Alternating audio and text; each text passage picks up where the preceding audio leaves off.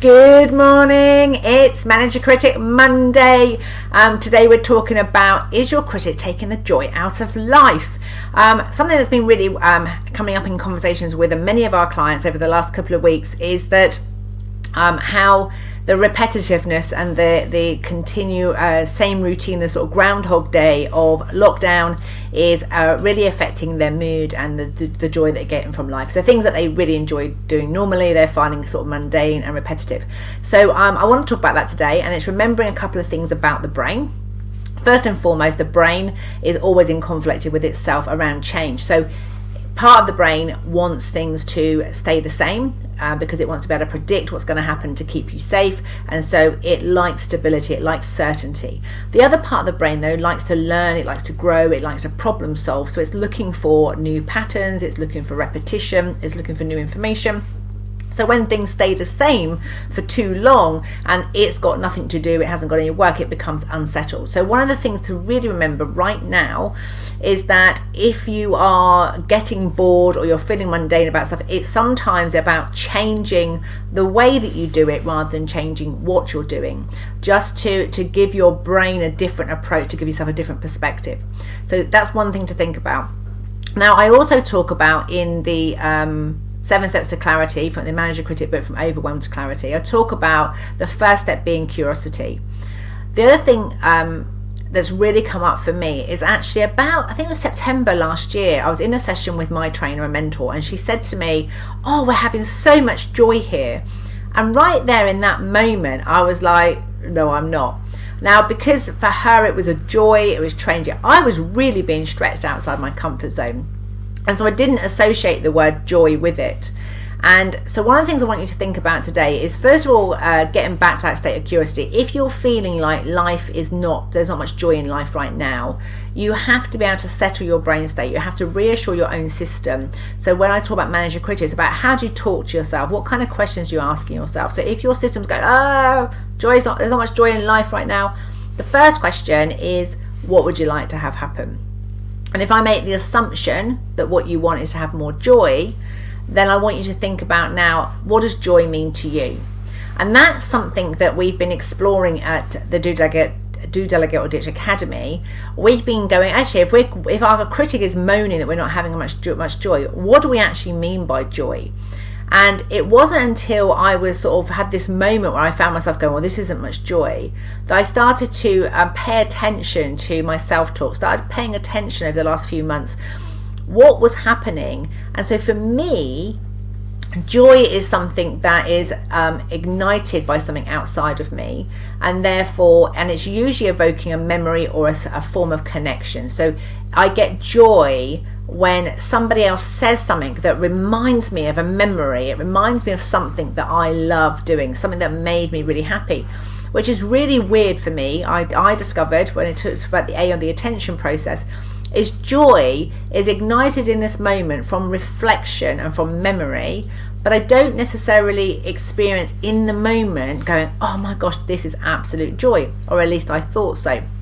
So paying attention to, first of all, what's your definition? So looking at L for language, what's your definition of joy? What would you hear and see? Get your detective hat on, start looking for evidence. What would you actually hear and see that would tell you've got joy? And what I notice is I get this warm, glowing feeling inside. But what I hear and see is something outside. I hear somebody say something, or I see something that activates a memory and a connection with something that brings me joy. But the A I've noticed for me personally, my joy is very much in the past tense, which I was quite surprised to find out. It's activated from a memory. But since paying attention to it and starting noticing and really celebrating when I'm having joyful moments, I've realized that I can bring that joy to that moment. So it might sound a bit daft, but even having doing the dishes or hoovering, by bringing almost the memory. I remember my mum always having her housework playlist, so she'd have her rock and roll music on while she was doing the housework. So I've been able to bring like those memories into this moment right now to actually activate joy. So That's the reflection, is what works and what doesn't work, what could work better for you. And then the T in the clarity process is trusting your own process, actually knowing what is the process that you go through, what's the first thing that happens. So often the reason we're losing joy is because we're not setting ourselves up for success. We're not even giving ourselves time to think. We haven't got time to process. We've got overwhelm of information. We're completely frustrated with things that are not going as well as we'd like to. A good example for me was at the weekend. I was sewing. I really wanted to get a cushion project finished, better give it to my daughter for Valentine's Day. And my machine kept playing up, and the more interruptions I got that seemed to be slowing me down from getting to a completed project, the more frustrated I got. And as I got myself being frustrated, I realised that, and reminded myself that making this cushion was supposed to be a joyful experience, and actually learning to have more patience and more acceptance that this machine is like 40 years old and it will get there when it gets there, rather than getting frustrated because I couldn't just sew one straight line without the cotton snapping. So those are the sort of things that, thinking about your trusting your process, is that for me the joy comes from knowing the process, knowing what has to happen, but also understanding that no matter how much I know what to do, time is often something I have to have patience for, or I need to push through or pause with. So it's just trusting the process and knowing what works for you. So today I want to invite you to think about, what's your story? How's your critic, your narrative? What are you talking to yourself about joy? Are you saying, oh my gosh, every day is full of joy, everything's going really well? Or do you have, oh God, there's no joy in my life? What kind of story are you telling yourself right now?